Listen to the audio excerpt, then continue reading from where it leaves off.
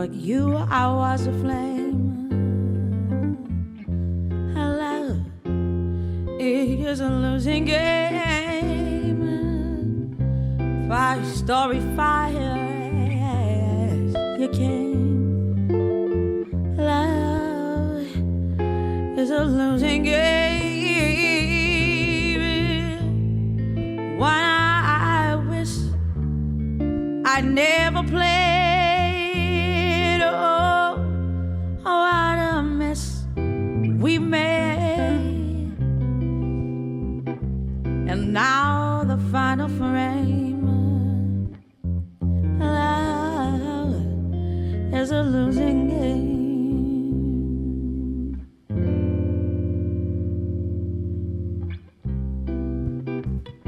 Played out by the band.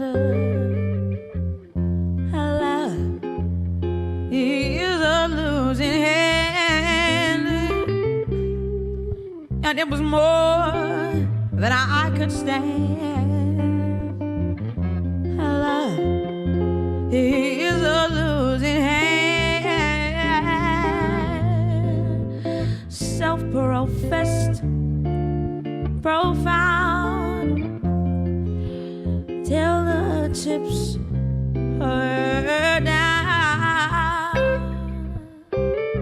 Though you're a gambling man, love is a losing hand.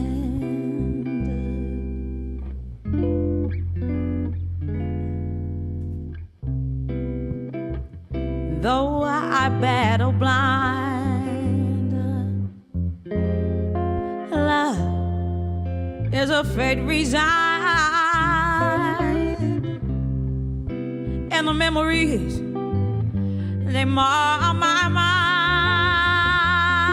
Love is a fate resigned.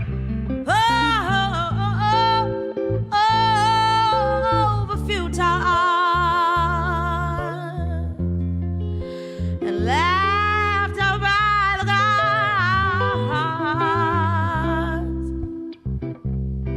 Now the final frame. Love is a losing game. Thank you. The whole jazz thing's got a bit strange, hasn't it? Because anybody who sings any kind of acoustic folk now even is called a jazz singer, and yet you grew up singing the real stuff. I mean, you were into Monk and all of that. Yeah. Is there a good jazz scene in England at the moment, in London? Yeah? Yes, there is. Not in London necessarily, but we have June Records. My guitarist actually plays for there. It's not really not their house band, but they have a band. There's a band signed to June Records called Jazz Jamaica. They're amazing. They're amazing. Saw them at Brecon, and it was a massive auditorium, and they were on quite early in the day because not a lot of people know who they are. We sat at the back of the auditorium expecting it to fill up, and there was probably about 30 people in there. But when I say massive, I mean the size of, it must have been like 1,000 capacity, and we were like practically alone. It was amazing. And it's so cool, their stuff. It literally is like, it's like ska jazz, and they're wicked. And then there's members of that Dennis Baptiste is in there. And then you've got there's Abram Wilson, who's a great trumpet player. He's doing his own thing.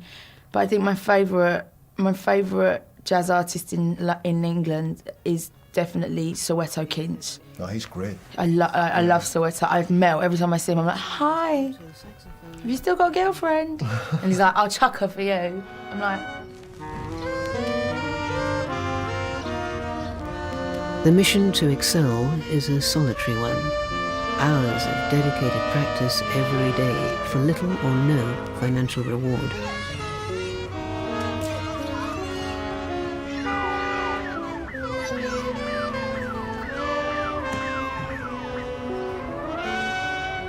Milkmen and paperboys have long finished their rounds. Schoolchildren are on their way, and the ordinary bustle goes on around. The jazz musician's quest goes on regardless in this unlikely setting.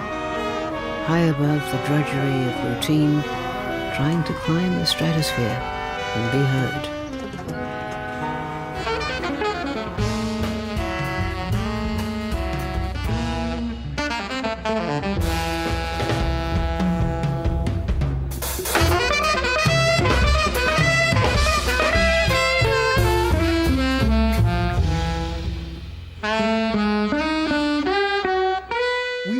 also listening, I presume you were, I mean, when you were at school and, you know, all girls together, you presume you were listening to what was on Top of the Pops and listening to regular pop music as well, right? Yeah, but when I was very young, only when I was very young, I mean, I watched Top of the Pops because you do watch Top of the Pops until you're old enough to start going out on a Friday night. Is it Friday night? It was Thursday when I was a kid. I don't know when it is now. In fact, I don't even think there is Top of the Pops anymore. Well, no, there isn't.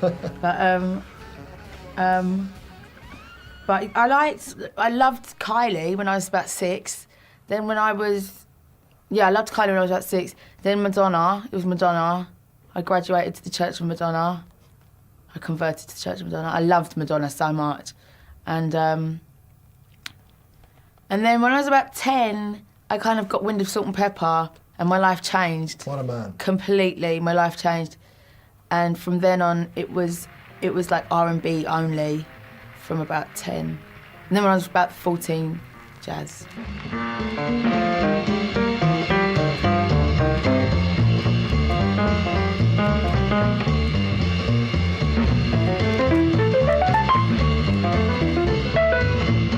She was heavily influenced with Thelonious Monk, and you know, I'd spend a bit of time in the evenings with her listening to Monk, really, and her following, you know, everything note for note. And it was amazing, really, because it's such heavy music anyway.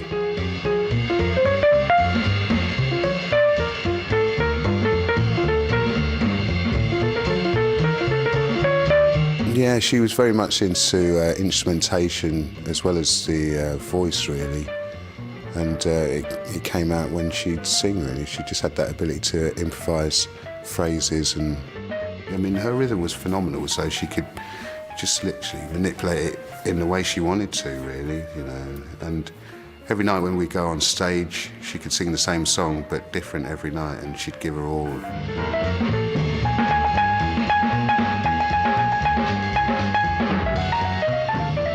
Did you have help in kind of finding this stuff? I mean, for instance, did your parents have these records, or did you have to go and look for them? No, my brother had everything. I mean, all the R&B and that stuff that I came to when I was like, it was then called swing at the time. Like stuff that I would buy. My brother was like, no. Actually, at the time, my brother was listening to a lot of like Sonic Youth and Pearl Jam and Therapy and like really like I Want to Die bands like that. And I had a very brief flirtation with that, but I must have been about literally, like I said, 9. And then I discovered Salt and Pepper, and I was like, I've got my music now. And then he started listening to jazz when he was about 18, and I was 14. And I just remember the first time I ever heard Around Midnight, Through the Wall. Yeah. And I was just like... Was it Monk or Miles playing it? Monk. Yeah. I was just like, what is that? I'll never forget that. But yeah, I still remember hearing it. And then Ella sings it too, which is a great version of it. Oh, really? Yeah. Oh, yeah, of course. Anyway. And I remember the first time I heard Ray Charles ever. It was Unchain My Heart. And yeah, it was Unchain My Heart. I remember walking into my brother's room, and I opened the door. I always used to knock because my brother would throw stuff at you if you didn't knock. I opened the door and I was just like that. And he goes, what? He looked at me like I was about to go, Mum's dead, or something like that. That's weird. He goes, what's wrong? And I went, who is this? And he went, it's Ray Charles. I was like, Ray Charles. And then from then on, I think I just listened to Ray Charles for 3 months, like exclusively. I was just like, unchain my heart, baby, let me go. Unchain my heart, 'cause you don't love me no more. Every time I call you on the phone, some fella tells me that you're not at home. So unchain my heart, oh please, please set me free. 99% of all songs, I start with the lyrics. The lyrics must tell me a nice story. I must get some feeling. It must be some kind of way I can identify with that song. And then it's like being a good actor, a good actress, you know, how you do a part on the stage where people, you know, become so involved with you that they forget that you're just playing a part that somebody written, and they get mad at you, and or if you're funny, they laugh, like, you know, it's that kind of a thing. Or if it's sad, they'll cry. That's because you're doing what you're doing so well that you get the people involved in the feeling of what you're doing. And it's the same thing with singing a song. And that's what I try to do. I find songs that I feel I put myself into and make you believe that what I'm singing about must have happened to me. And you too, maybe. She talked about music in a really beautiful way, in a way that a real singer does, you know. And there's something about singers. They're odd, you know. They carry songs with them. How many songs is any singer singing at one time? How many songs are in a singer's head, for example? You know, if you talk to a great jazz singer, they'll say, I know 500 songs, but I'm singing 30 of them at the minute, you know. With Amy, even one so young, who was only 22, on the edge of what became a truly brilliant career, that ended in tragedy. When she was here, I felt that she was really happy in some way, that certainly the way that she sang that night, she sang the blues away, if you know what I mean. She used her gift to still her trembling soul. She used her gift as a way to explain herself to herself, to entertain people, sure, but to sing the blues and to give herself some relief.